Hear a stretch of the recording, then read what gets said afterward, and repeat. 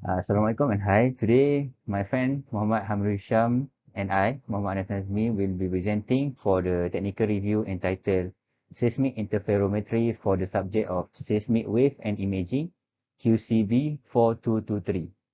So, I will start the presentation at the first part and my friend will continue for the second part.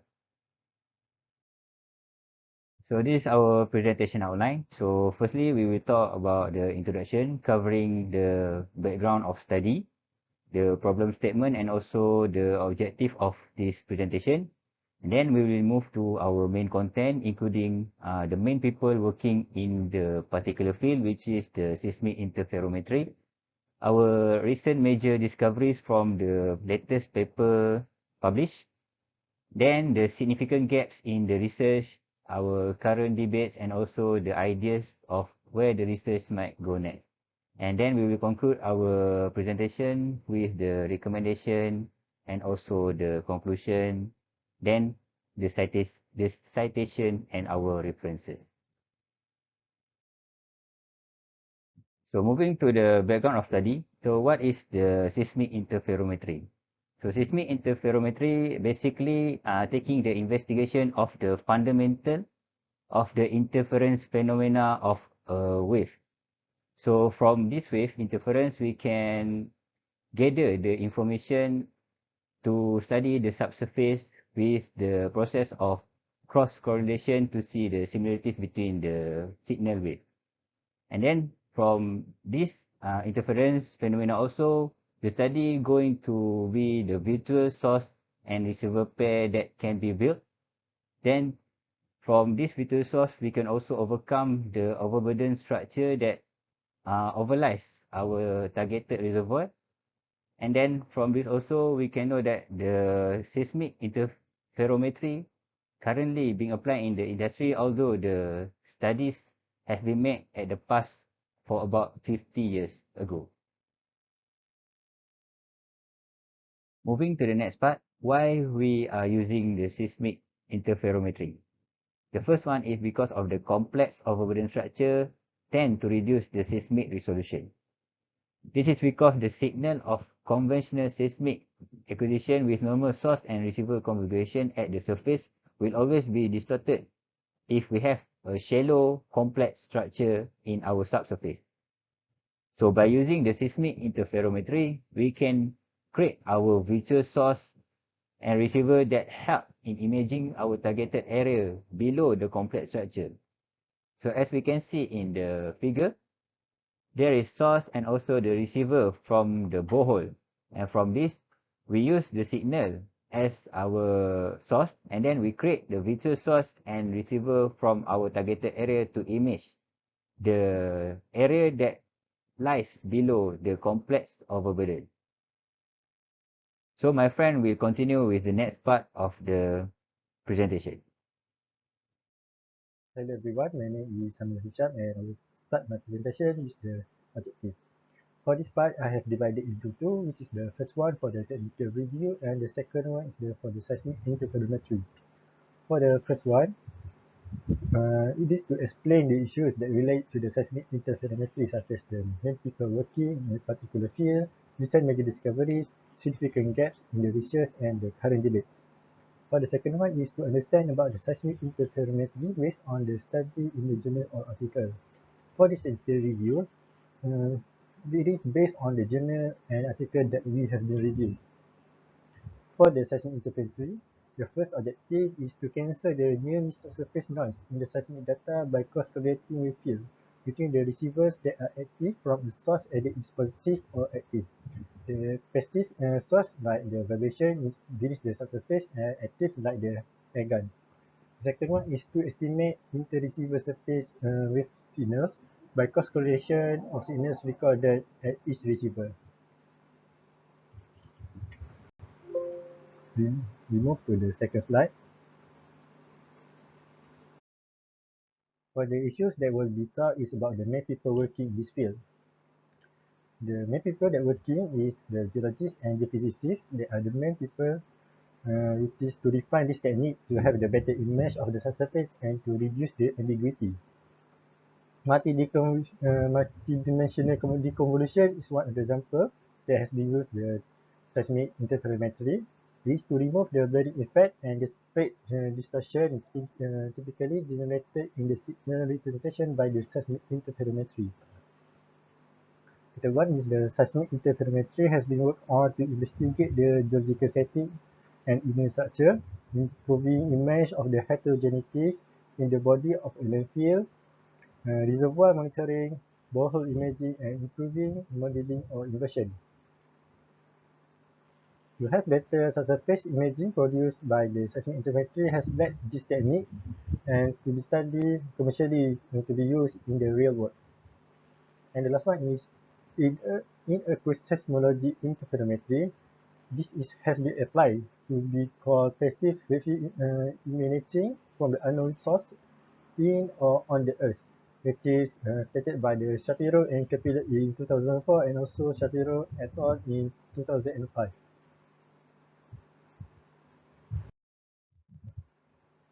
The second one is the recent major advances and discovery. The first one is the effect of missing surface source and different source distribution on the interferometric construction of surface waves has been studied. Thus, stationary phase, approach similar to Snyder in 2004, which is the first A, who used a 2D source distribution to show that the inter-receiver surface wave can be correctly covered from the recording of passive noise field when the source of noise are distributed homogeneously at the surface of the Earth. Stated by Chavez Garcia and Luzon in 2005, they investigate the relationship between the microtremor analysis and passive seismic interferometry. And the last one is from the Halliday et al. In 2008. And they has illustrated that in a suburban environment, interferometry surface wave estimate can be produced using both background noise source and active source. So in the picture below, you can see that there is the difference of seismic if the interferometry has been applied to the cross correlation, deconvolution, and for the cross coherence. This next one is the significant gaps in the research. To date, the application of seismic interferometry at cluster and lithospheric scale only consider the recovery of fundamental mode surface wave, which is by the Gertzoff et al. In 2006, Moschetti et al. In 2007, Yan et al. In 2007, Min et al. In 2008, and Yo et al. In 2008. For example, for interferometry to work, noise source must be uncorrelated and completely surround the region of interest. Natural resources typically do not comply with mathematical generalization and may in fact display some degree of correlation. Additional problems must be addressed before application of seismic interferometry that can become more widespread. In addition, attenuation and geometric spreading are largely neglected and need to be incorporated into more robust model. Other challenges also are inherent to the seismic interferometry. For example, the source term only drops out in the case of the cross correlation of a direct wave at a location of A with a ghost reflection at a location of B. The correlation of other waveform can introduce multiples to the resulting interferogram. Velocity analysis and filtering can reduce but not eliminate the occurrence of multiples in the given dataset.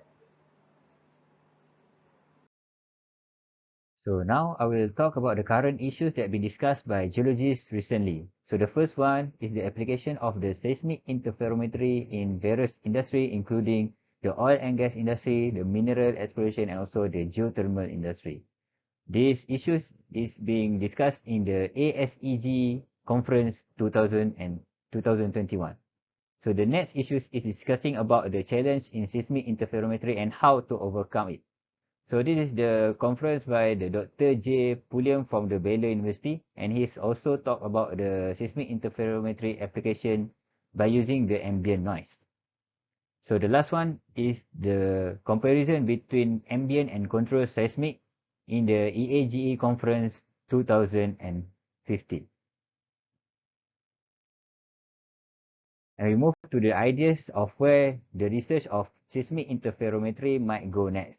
So this ideas is taken from the article on the MDPI website in the title of Advanced in Seismic Interferometry.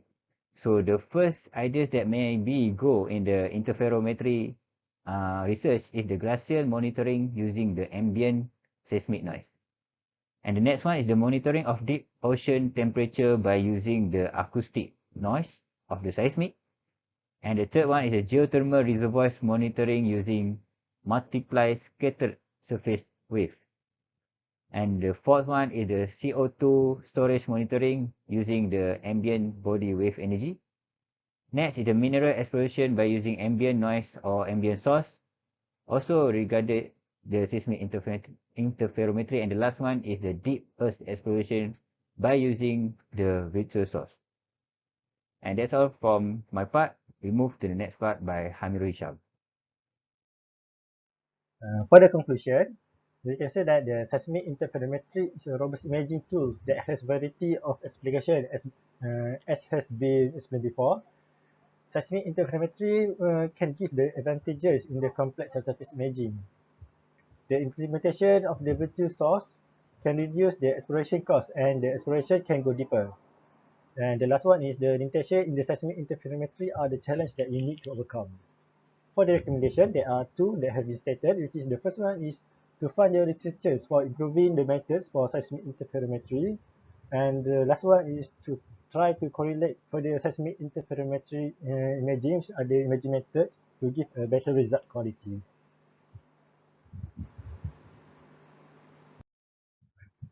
This is the sum of the references that we have been studied for this technical review. And that's all from our presentation. And thank you for listening to our presentation.